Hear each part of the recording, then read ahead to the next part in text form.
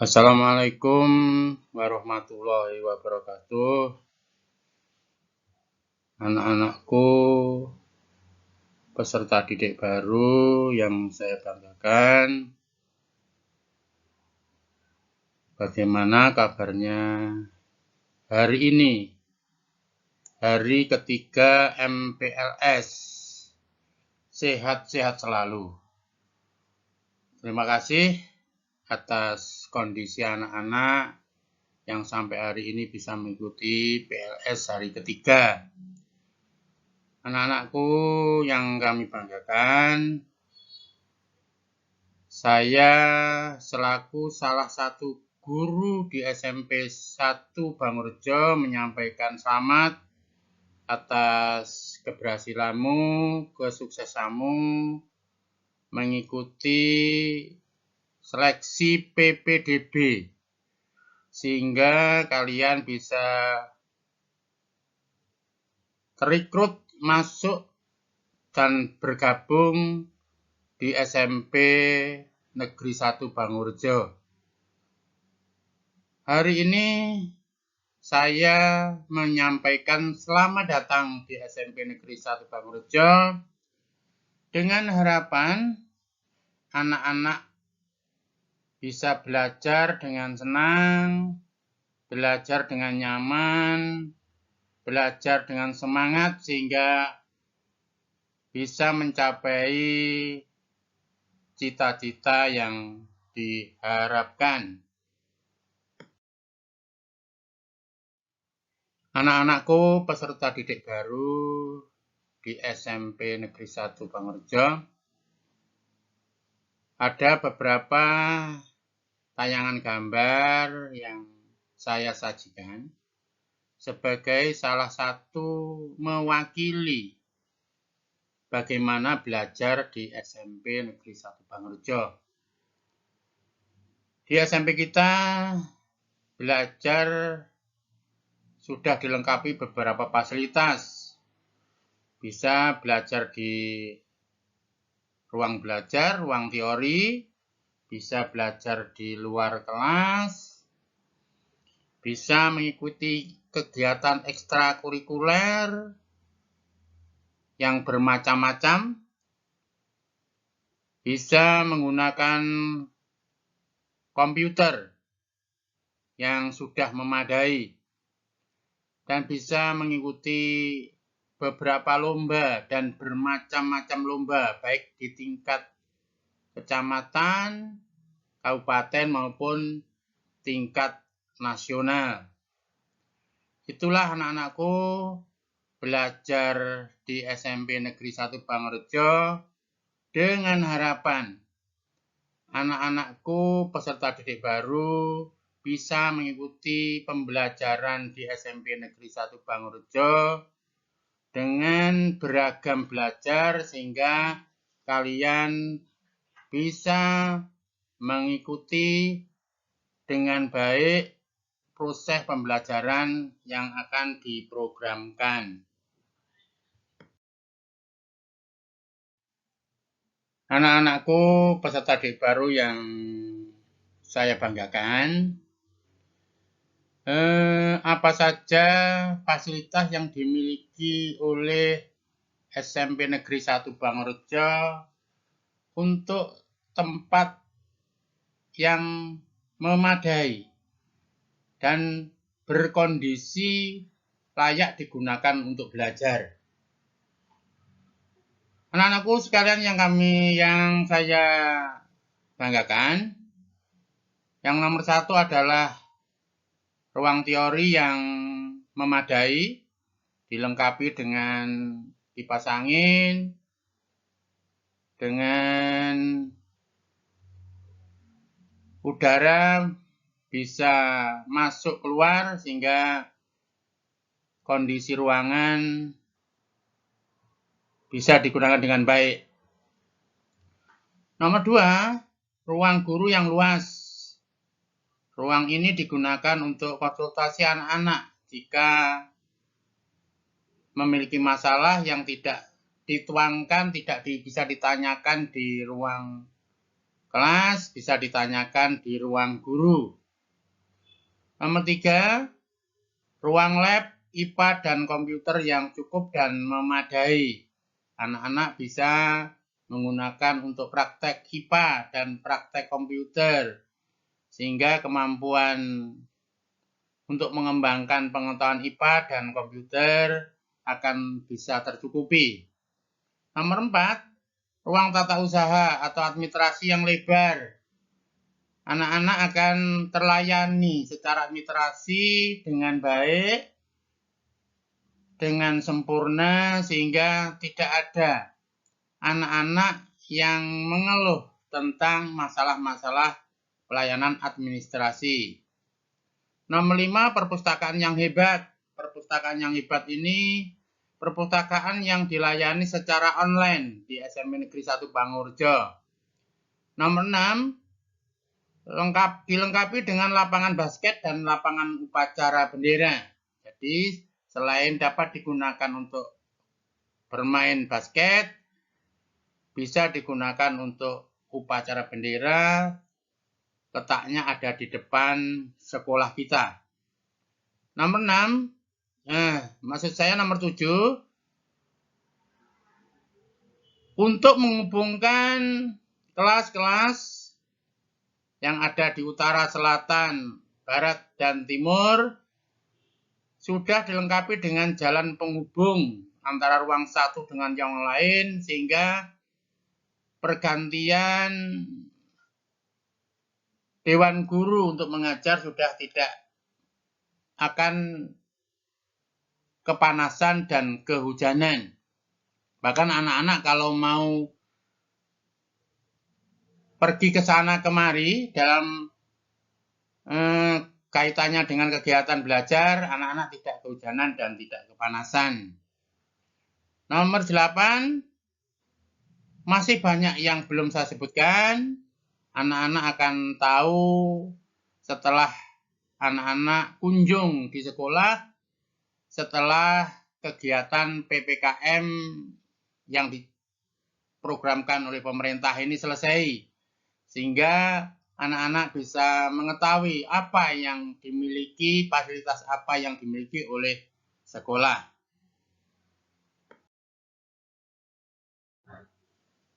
Anak-anakku yang saya banggakan, sebagai peserta didik baru, anak-anak harus tahu bagaimana cara belajar di SMP Negeri 1 Bangurjo. Bahkan dalam situasi pandemi ini, anak-anak harus mengetahui betul bagaimana cara belajar di SMP. Anak-anakku sekalian yang saya banggakan, cara belajar di SMP dalam situasi pandemi COVID-19 ini antara lain dengan 3 sistem. Sistem yang pertama adalah daring. Daring kependekan dari dalam jaringan atau jaringan internet, biasanya disebut dengan online. Nomor 2, luring. Kependekan dari luar jaringan atau tatap muka. Umumnya disebut dengan offline. Untuk nomor 3, yaitu sistem belajar campuran. Sistem belajar campuran dengan maksud sebagian peserta didik masuk sekolah tatap muka, sebagian peserta didik belajar di rumah dengan sistem online. Dalam waktu yang sama, sistem campuran ini bisa offline, bisa online dengan pembagian peserta didik yang ditentukan oleh sekolah.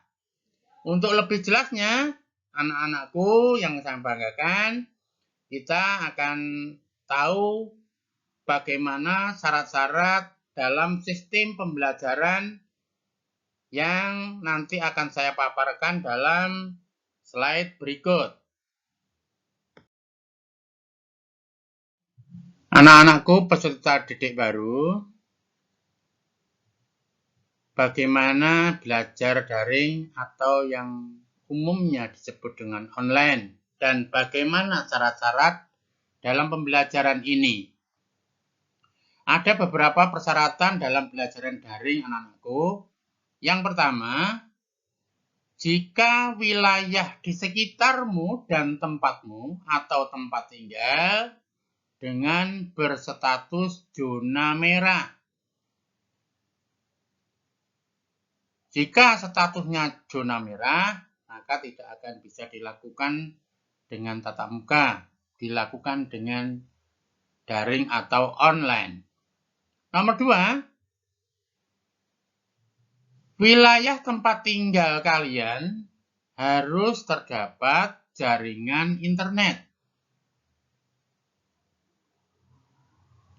Tanpa jaringan internet, online atau daring tidak akan terlaksana dengan baik. Nomor 3, sarana belajar dari daring atau kita sebut dengan online adalah komputer atau HP atau handphone atau sejenisnya. Artinya, alat-alat itu bisa menangkap jaringan internet. Nomor 4, harus memiliki paket data atau WiFi atau sejenisnya. Yang dimaksud sejenisnya adalah sejenis paket data di mana paketan itu, pulsa itu bisa digunakan untuk membiayai penggunaan jaringan internet. Inilah beberapa persyaratan yang harus dipenuhi dalam pembelajaran daring. Anak-anakku yang saya banggakan sebagai peserta didik baru, kita sudah masuk kepada sistem pembelajaran kedua, yaitu belajar luring atau yang kita kenal dengan offline. Bagaimana persyaratan belajar offline atau luring dalam masa pandemi COVID-19? Yang pertama, anakku, wilayah tempat tinggal atau sekitarnya berstatus zona hijau. Jadi kalau sudah berstatus zona hijau, ini bisa dilakukan tatap muka atau pembelajaran offline. Nomor 2, pembelajaran dilakukan di sekolah atau di tempat-tempat lain yang biasa digunakan untuk belajar. Tergantung dari instruksi Bapak Ibu Guru di mana tempat belajar kita lakukan. Nomor 3, apa sarana belajar kita? Sarana belajar kita biasanya adalah buku dan alat tulis yang lain yang digunakan untuk belajar secara umum. Nomor 4, belajar tatap muka atau belajar di kelas atau di luar kelas, yaitu baik Bapak Ibu Guru dan peserta didik dalam hal ini adalah siswa langsung bertemu dan belajar di tempat yang sudah ditetapkan. Itulah anak sekalian persyaratan yang harus dipenuhi di dalam pelaksanaan belajar luring atau offline offline dalam masa pandemi COVID-19. Anak-anakku yang saya banggakan, sebagai peserta didik baru, anak-anak harus tahu bagaimana persyaratan belajar campuran. Sistem belajar ketiga ini, antara lain persyaratannya adalah sebagai berikut, anakku. Yang pertama, wilayah tempat tinggal berstatus zona kuning.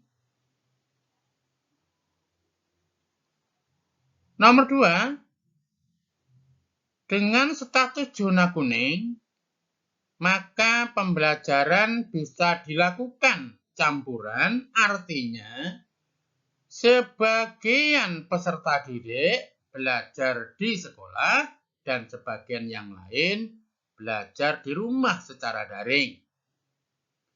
Sebagian dapat diartikan 20% sampai 50% belajar di sekolah dan belajar di rumah. Nomor 3, secara umum sarana belajar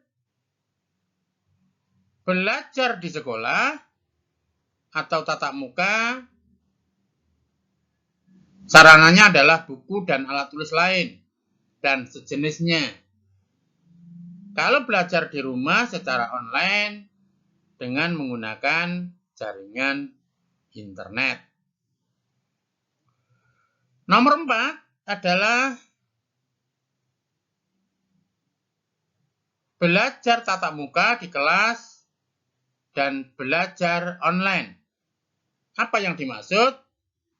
Adalah sebagian dari siswa belajar di sekolah, mengikuti tatap muka berserta dewan guru, dan sebagian belajar di rumah secara online dengan menggunakan jaringan internet. Demikian 3 sistem pembelajaran yang dilakukan di SMP Negeri 1 Bangorejo telah kami paparkan. Semoga harapan saya, anak-anak akan tahu minimal mempersiapkan secara mental dan mempersiapkan secara materi untuk melengkapi sarana-sarana belajar dari 3 sistem ini.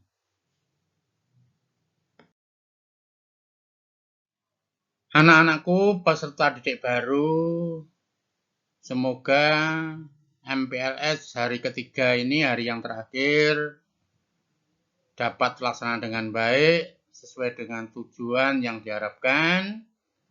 Termasuk pada slide ini, anakku, adalah sebuah kesimpulan. Sekaligus saya paparkan kewajiban-kewajiban peserta didik yang belajar di SMP dalam masa pandemi. Untuk diperhatikan masing-masing peserta didik. Yang pertama, kewajiban Anda adalah apapun kondisi zona dalam masa pandemi ini, para peserta didik atau siswa tetap semangat belajar sesuai dengan jadwal yang sudah ditetapkan oleh sekolah. Nomor 2,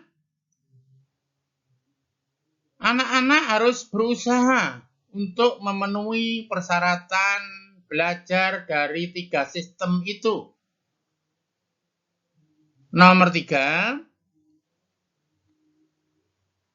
dalam masa pandemi ini, anak-anak tetap harus menjaga protokol kesehatan yang biasanya kita sebut dengan 3M.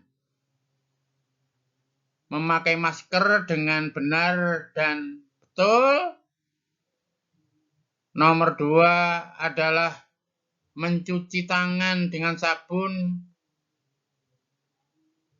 Dalam air mengalir, nomor 3 adalah menjaga jarak atau menghindari kerumunan.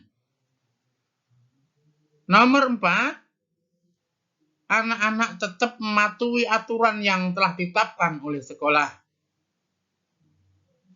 Nomor 5,